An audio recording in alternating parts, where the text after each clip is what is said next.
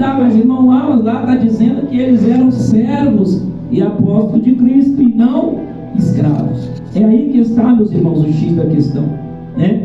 Preste bem atenção que esta palavra portuguesa, servo, no original, meus irmãos, ela traduz do grego doulos. E esta palavra doulos no original, ela quer dizer escravo.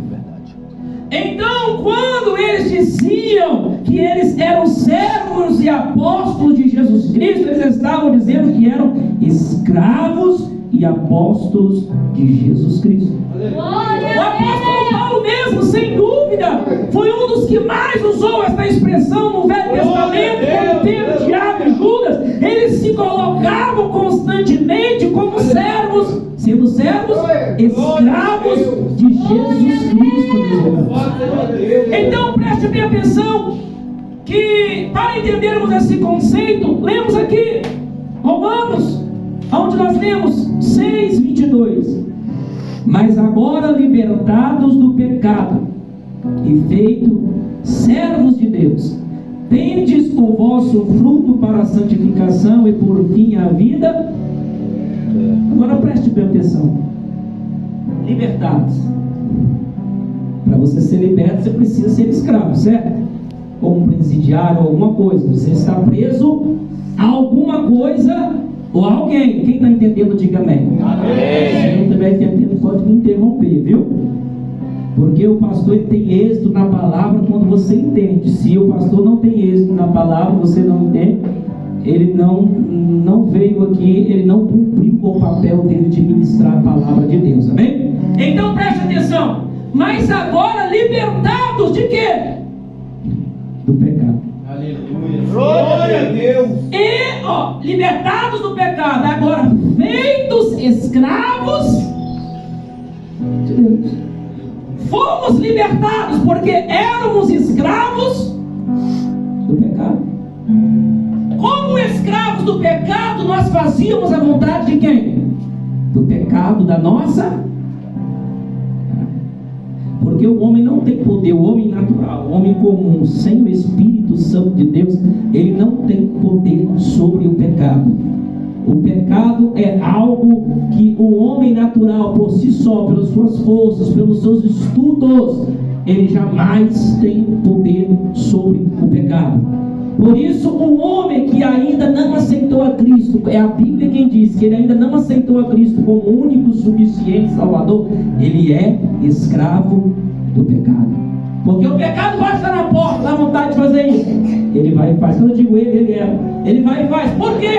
Porque a pessoa por si só não consegue dominar o pecado. Quem está entendendo, diga amém. Amém. Mas agora libertados do pecado, ou seja, libertados, éramos escravos do pecado. Como escravos do pecado, fazíamos a vontade do pecado, a vontade de Satanás. Era a vontade do pecado quem prevalecia na nossa vida. Não é à toa que a Bíblia vai dizer que, direcionada aos cristãos, diz assim: a nossa luta ela não é contra a igreja, não luta mais contra a carne, não. Quem luta contra a carne é aquele que ainda não aceitou a Cristo como o único e suficiente Salvador da tua vida. Quem está entendendo, diga amém. Amém. Mas agora, libertados do pecado e feitos servos, ou seja, e feitos escravos de Deus, tendes o vosso fruto para a santificação e por fim a vida eterna. Então, meus irmãos, são muitas frequentes as vezes em que o apóstolo Paulo ele fala do ser cristão como um estado de abnegação, de inteira dedicação ao serviço de Deus. Quando ele se coloca como um escravo de Cristo, não é que ele está se rebaixando, não, meus irmãos, ele está falando no sentido de servidão e humildade na presença de Deus. Glória a Deus. Detalhe, meus irmãos, esta palavra tolos, ela tem uma hierarquia. Escravo na Bíblia tem uma hierarquia. Havia vários escravos na Bíblia. Patamar de escravos. aquele escravo mais humilde, até aquele escravo que servia as pessoas, era considerado como um escravo, né, menos pior, vamos dizer assim. Só que quando a Bíblia vai dizer do doulos, olha para vocês verem, do doulos era o pior escravo. Era aquele escravo que fazia os piores serviços. Quais deles, irmãos? Um deles que era ficar à porta das casas dos seus senhores para lavar os pés dos visitantes que chegavam. Nenhum escravo queria esse trabalho. Um outro trabalho que o doulos fazia era limpar, né, as fezes dos animais. Estes eram alguns dos trabalhos que o escravo, por nome doulos, o menor dos escravos, fazia. E os apóstolos de Jesus Cristo, eles se colocam como todos escravos de Cristo. Quem está entendendo, diga amém. Amém. Então, quando o apóstolo Paulo, irmãos, ele vem dizer, ele diz para a igreja de Éfeso, quando ele escreve a igreja de Éfeso no capítulo 6, ele vai dizer que alguns dos que ali estavam, eles precisavam levar uma vida cristã na prática como escravos de Cristo. Porque naquela época a igreja de Éfeso havia muitos escravos. Então o apóstolo Paulo, ele falava por parábolas, ele entendia: olha, vocês têm que servir a Cristo como escravo de Cristo. E ele falando, direcionando dessa forma, a igreja entendia o grau de sinceridade, o grau de importância que havia em servir a Jesus Cristo. Quem está entendendo, diga amém. Ele dizendo dessa forma, meus irmãos, ele estava mostrando para a igreja a necessidade, aleluia, de fazer a vontade somente de Deus. E quando aqui a palavra de Deus, ela emprega essa expressão de escravo de Cristo, os apóstolos dizem de escravos de Cristo, eles não estão inventando um novo tipo de relacionamento, um relacionamento depreciativo entre Cristo e a igreja. Não, meus irmãos, não é uma nova doutrina, não, meus irmãos. Na verdade, eles estavam colocando nessa expressão o genuíno, ou seja, o verdadeiro ensino da palavra de Deus. Ou seja, o que é ser escravo de Cristo, meus irmãos? Aleluia.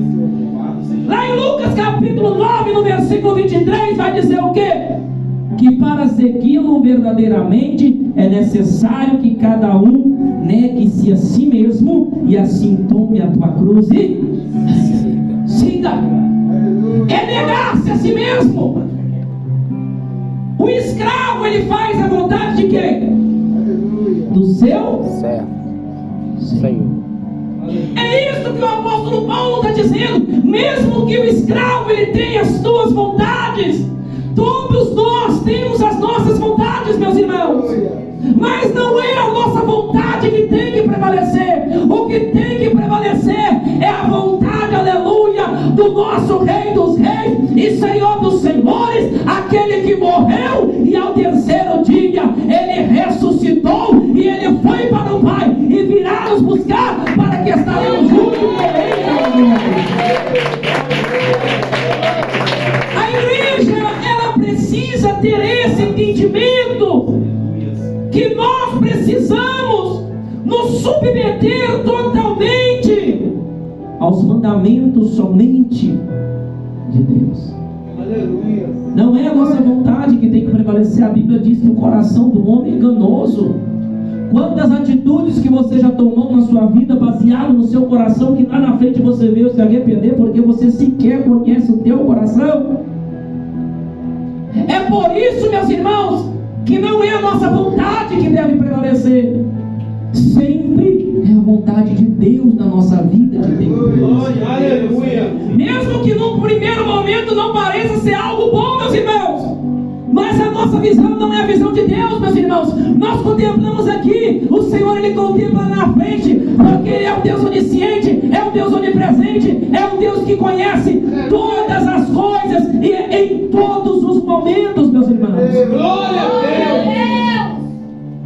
Temos que ter o entendimento que esse tipo de demanda exige de nós uma submissão obediente, podemos dizer do mais alto grau. Sabe por quê, irmãos? Porque a Bíblia diz que o Espírito Santo de Deus tem o que de nós? Ciúme. O Espírito Santo de Deus tem ciúme de você, crente. O Espírito Santo de Deus não aceita dividir você com ninguém. Por isso que a Bíblia diz: não extingueis ou não rejeiteis o Espírito Santo de Deus, porque o Espírito Santo de Deus é necessário na nossa vida para que nós possamos permanecer na presença de Deus, meus irmãos. Vemos aqui que a base para a nossa total, irmãos, obediência como escravos de Cristo é o próprio exemplo de quem? O próprio Cristo. O próprio Cristo, ele deixou este exemplo para nós. A Bíblia vai dizer que humildemente ele se esvaziou a si mesmo, tomando a forma de escravo, de servo. Jesus, ele se esvaziou de si mesmo, de toda a tua glória, para tomar a forma de escravo, meus irmãos. Quando ele estava lá no jardim do Getsemane, a Bíblia vai dizer que ele já sabia o que estava para passar, o sofrimento que a tua carne sofreria algum tempo depois. E ele ora ao Pai: aleluia, Pai, se possível, passa de mim este cálice. Ou seja, passa de mim estas dores, Pai. Aleluia. A carne de Jesus fala isso, mas o Espírito de Jesus Cristo, como escravo do Deus Todo-Poderoso, ele diz: mas que seja feita a tua e não a minha vontade. Jesus, ele não queria morrer, irmãos, ele sabia ali, ou seja, ele queria morrer, mas ele não queria sofrer aquelas dores, porque ele sabia que seria dores que o homem comum não poderia suportar. Deus, aleluia. Ele já sabia, disse: Pai, passa de mim este cálice. Glória a Deus. Pai, mas que seja feita. Glória a Deus.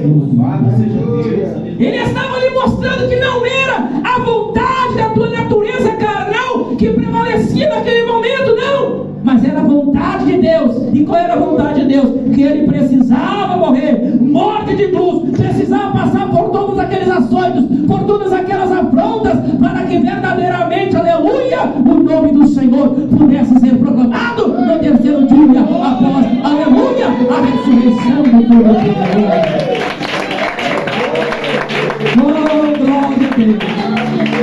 Vemos em Romanos 8,17, irmãos, que o significado também de ser escravo de Cristo é o fato de que os redimidos também são chamados a participar do sofrimento e da humilhação do Filho de Deus.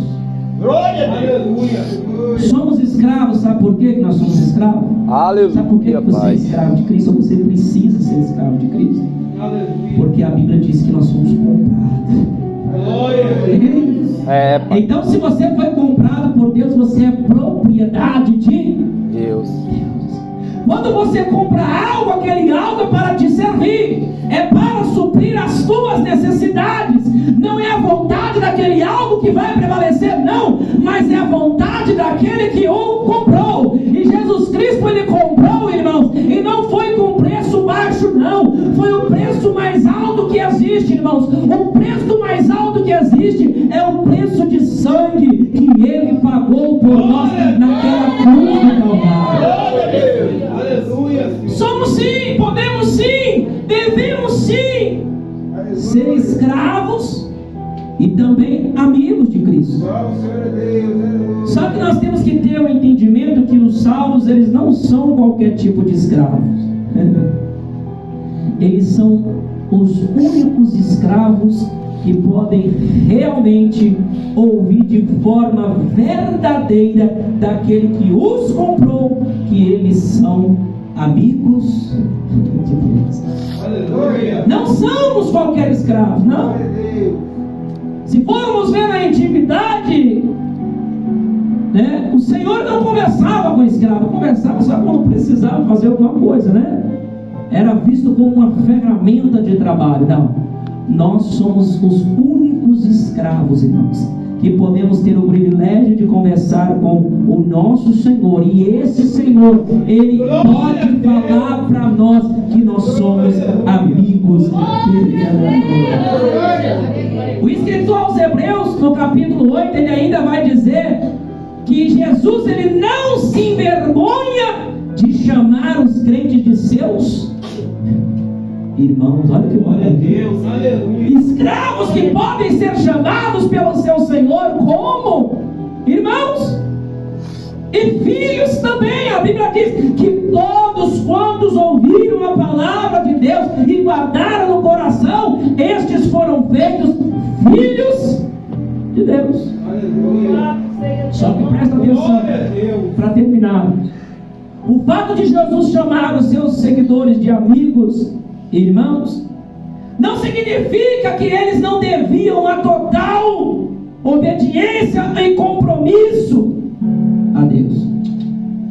Muitos usam esse texto de João capítulo 15, acho que versículo 14 em diante, que Jesus vai dizer que vós sois os meus amigos. Só que eles esquecem, irmãos, que mais à frente Jesus vai dizer assim: vós sois os meus amigos se fizerdes o que eu vos mando. Esse negócio não bate, né, só? Por quê? Já imaginou, irmão? Aí tem aquela amiga de infância lá.